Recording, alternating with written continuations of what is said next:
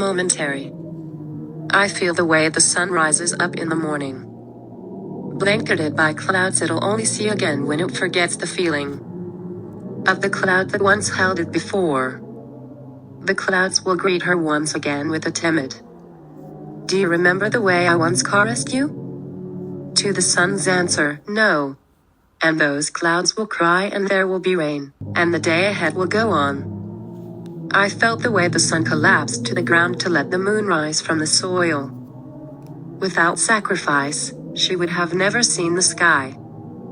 To my demise, I fall in love with things that are momentary, because permanence felt too out of reach. And for the fruits of my labor, they aren't recognized in your eyes. Because when they are ripe, I too am out of reach. And still, they are ready, and they collapse to the ground. Imperfect for you to pick, so you'll move on to the next. I felt the way the leaves feel when people fall in love at first sight when you're a beautiful chartry youth. But then you age, crisp, coil and turn orange during the fall. Ultimately passing in the winter. No longer holding on to the feeling of being admired at all.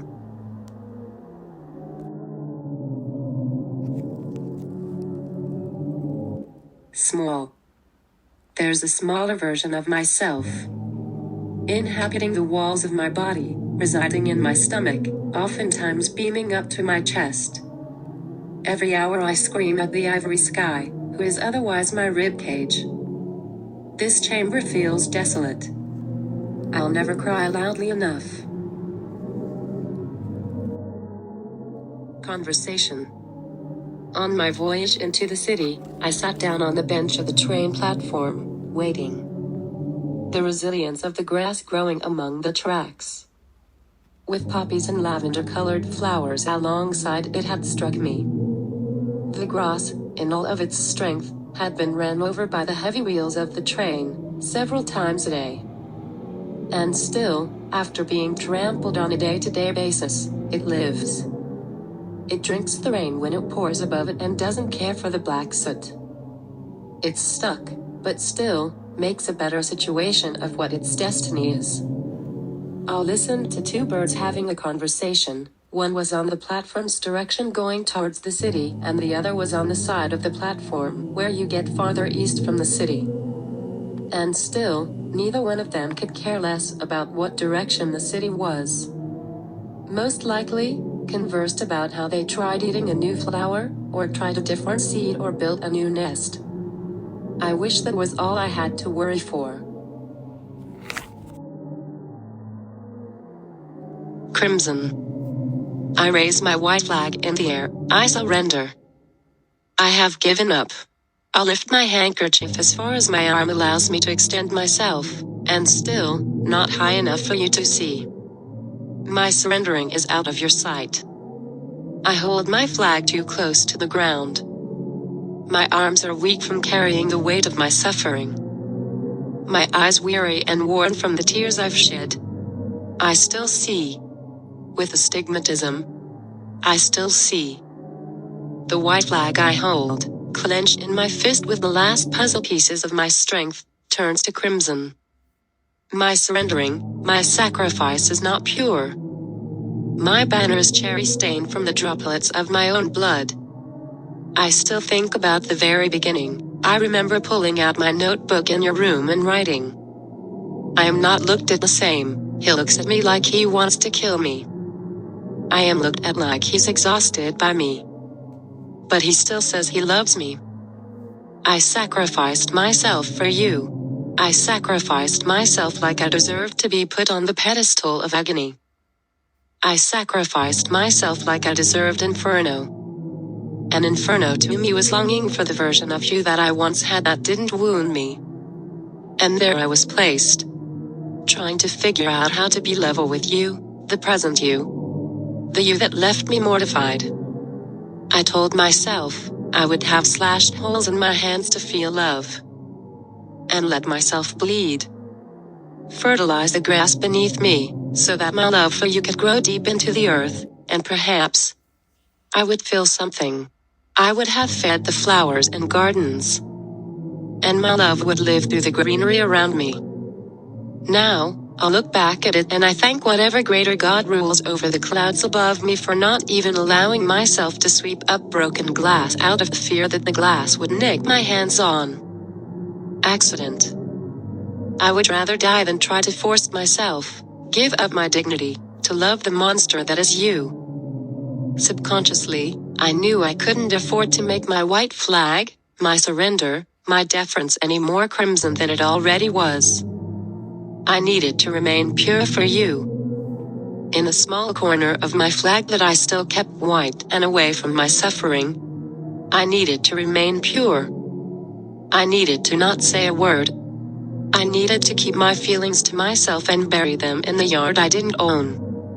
Like they were ancient secrets in a dead language that would take historians centuries to crack the code.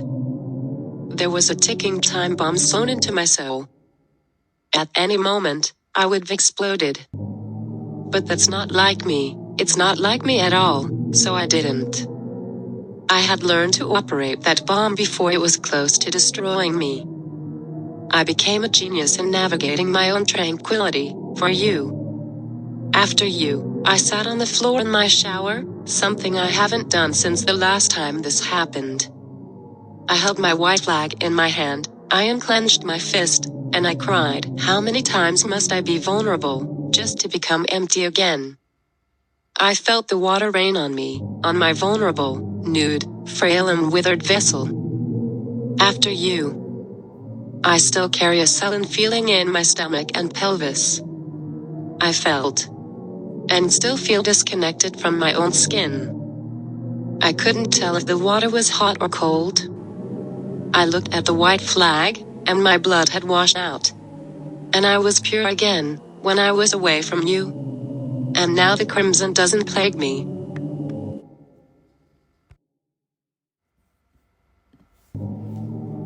Walking on eggshells. I've been passing my days, walking as fast as I can to avoid stepping over these eggshells. I can't run because recklessness never served me. The more carelessly I step, the more it hurts. The more I look at the ground beneath me, the safer I am. And on this ground, the blood from my soul's pour out. Nobody told me that the eggshells would be sharper than glass. What was once the pain of stepping on a thorn, turned to the needle of a pin. Amounted to stepping on plastic. And that pain now amounts to knives and nails. I used to feel so happy. In retrospect, I used to feel happy. I say it wasn't the best I could have felt in the moment, but it's certainly better than this. I have a beautiful house, the sun is out, so why must I still feel so sullen? Why do I still feel like the universe is out for my blood? Am I the deer being hunted with guns? After gracefully prancing among the lilies? Am I the prize? Am I still beautiful when I'm broken? Is my beauty further amplified by the pedestal of my brokenness? Why must I cry? Why must I feel? Why must I breathe when every fragment of my lung feels like it'll give out after I exhale? Why are these eggshells so strong, and who fed the chickens better meals? Did I do this to myself? Was I the feathered god that wreaked havoc on my own mortality? Did I cause this? Why wasn't I taught the consequences? I am so alone. I am so alone and hermetic I forget how to properly speak when spoken to. I cannot harness control over my brain anymore, it feels alien and out of habit. I wish I had the power to. I would anoint these eggshells with some sort of poison, one that would seep through my blood and my water.